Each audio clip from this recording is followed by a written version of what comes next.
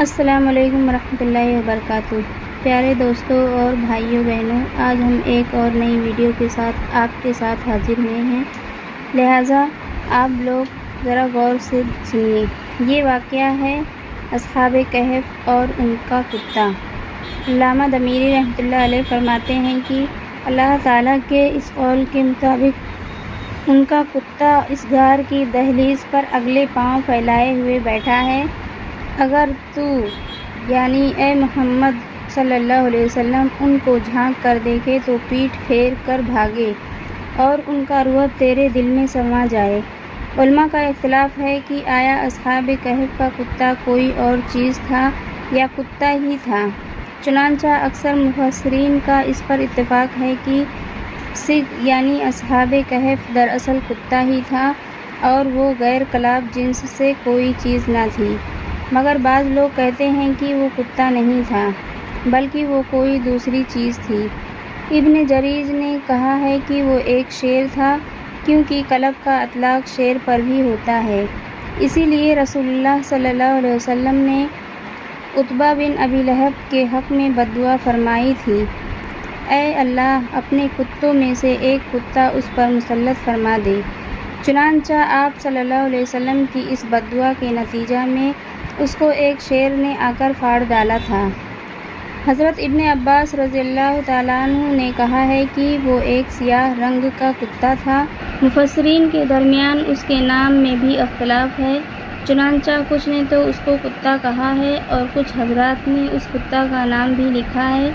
چنانچہ حضرت علی بن ابی طالب رضی اللہ تعالیٰ عنہ نے فرمایا کہ اس کا نام ریان تھا، اوزاعی کے مطابق اس کا نام مشیر تھا، اور سعید حمال نے کہا ہے کہ اس کا نام فران تھا۔ حضرت عبداللہ بن سلام کے مطابق بسیط اور حضرت کعب احبار کے مطابق اس کا نام سیحہ اور وہب کے نزدیک نقیہ تھا۔ ایک فرقہ کا یہ بھی گمان ہے کہ یہ اصحاب کہف کا باورچی تھا، اور بعض نے کہا ہے کہ وہ اصحاب کہف ہی کا ایک فرد تھا جس کو غار کے دروازے پر بطور طلیحہ بٹھا دیا گیا تھا، لہٰذا اس کو مجازاً کتا کہہ دیا گیا، کیونکہ حراست کتا کا ہی خاصہ ہے۔ مثلاً اس ستارہ کو جو برج جوزہ کا تابع ہے کلب کہتے ہیں۔ ابو عمرو مطرزی نے اپنی کتاب میں اور دیگر مفسرین نے لکھا ہے کہ حضرت جعفر بن محمد صادق نے بجائے کلبہم کے کالبہم پڑھا ہے۔ اس سے معلوم ہوتا ہے کہ یہ اصحاب کہف میں سے ہی کسی کا نام تھا اور اس کو بطور طلیحہ کے دروازہ پر بٹھا دیا گیا تھا، مگر علامہ دمیری رحمۃ اللہ علیہ فرماتے ہیں کہ اس قول کی تضعیف اللہ تعالیٰ کے قول سے ہوتی ہے، کیونکہ اگلے پاؤں پھیلا کر بیٹھنا کتے ہی کا خاصہ ہے، انسان کا نہیں۔ خالد بن معدان کا قول ہے کہ سگ اصحاب کہف، خر حضرت عزیر علیہ السلام اور ناکا حضرت صالح علیہ السلام کے علاوہ اور کوئی بھی جانور جنت میں نہیں جائے گا۔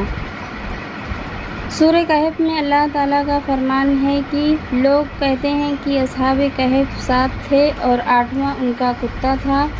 آپ کہہ دیں کہ اللہ تعالیٰ ان کے شمار سے واقف ہے، نہیں جانتے ان کو مگر تھوڑے لوگ۔ اس آیت میں اللہ تعالیٰ کی عالمیت اور تھوڑے سے لوگوں کے لیے عالمیت کا ثبوت موجود ہے۔ ابن عطیہ کا قول ہے کہ میرے والد نے مجھ سے بیان کیا کہ میں نے ابوالفضل بن جوہری کو یہ کہتے ہوئے سنا کہ جو شخص اہل خیر سے محبت رکھتا ہے وہ ان سے برکت حاصل کرتا ہے۔ چنانچہ سگ اصحاب کہف نے اہل فضل سے محبت رکھی اور ان کی صحبت اختیار کی تو اللہ تعالیٰ نے قرآن مجید میں ان کی محبت میں اس کا بھی ذکر فرمایا۔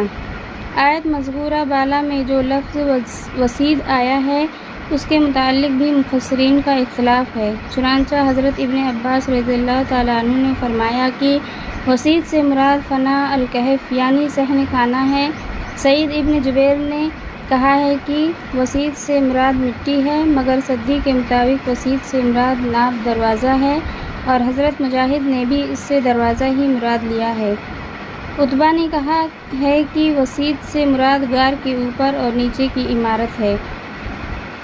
آیت مذکورہ بالا میں آیا ہے کہ اس کے معنی رویب کے ہیں اور اس سے مراد اس غار کی وہ وحشت ہے جو اللہ تعالیٰ نے اس میں رکھ دی تھی تاکہ کوئی شخص ان تک پہنچ نہ سکے اور نہ ان کو دیکھ سکے۔ ثعلبی وغیرہ نے ذکر کیا ہے کہ رسول اللہ صلی اللہ علیہ وسلم نے حق تعالیٰ سے درخواست کی کہ اصحاب کہف کو میں دیکھنا چاہتا ہوں، تو حکم ہوا کہ آپ ان کو بالکل نہیں دیکھ سکتے، البتہ اپنے صحابہ کبار میں سے 4 شخص ان کے پاس روانہ کر دیں تاکہ وہ آپ کا پیغام ان تک پہنچا دیں اور وہ یعنی اصحاب کہف آپ پر ایمان لے آئیں۔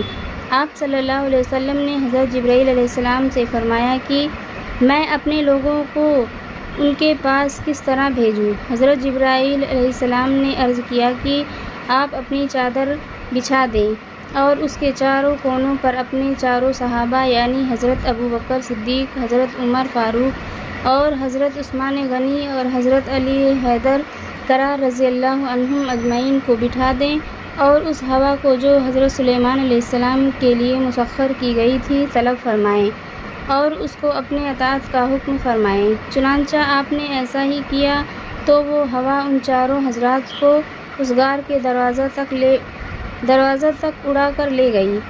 جب صحابہ نے غار کے منہ سے پتھر ہٹایا تو کتے نے بھونکنا شروع کر دیا، لیکن جب اس نے صحابہ کی صورت دیکھی تو خاموش ہو گیا اور اپنے سر سے غار میں داخل ہونے کے لیے اشارہ کیا۔ چنانچہ 4 حضرات غار میں داخل ہوئے اور کہا السلام علیکم ورحمۃ اللہ وبرکاتہ۔ چنانچہ اصحاب کہف کھڑے ہو گئے اور کھڑے ہو کر انہوں نے انہی الفاظ میں سلام کا جواب دیا۔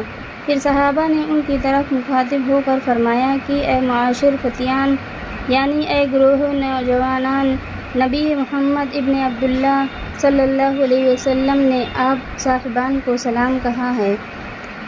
انہوں نے جواب دیا کہ جب تک زمین و آسمان قائم ہیں محمد صلی اللہ علیہ وسلم پر اور آپ لوگوں پر بھی آپ صلی اللہ علیہ وسلم کا سلام پہنچانے اور آپ کا دین قبول کرنے پر سلام پہنچتا رہے۔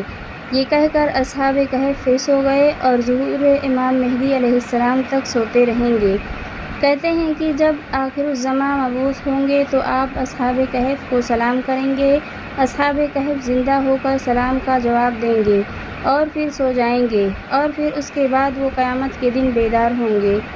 جب اصحاب کہف یہ کہہ کر کہ حضور صلی اللہ علیہ وسلم کو ہمارا سلام کہہ دیں پھر سو گئے تو 4 صحابہ حضرات کو ہوا نے رسول اللہ صلی اللہ علیہ وسلم کی خدمت میں پہنچا دیا۔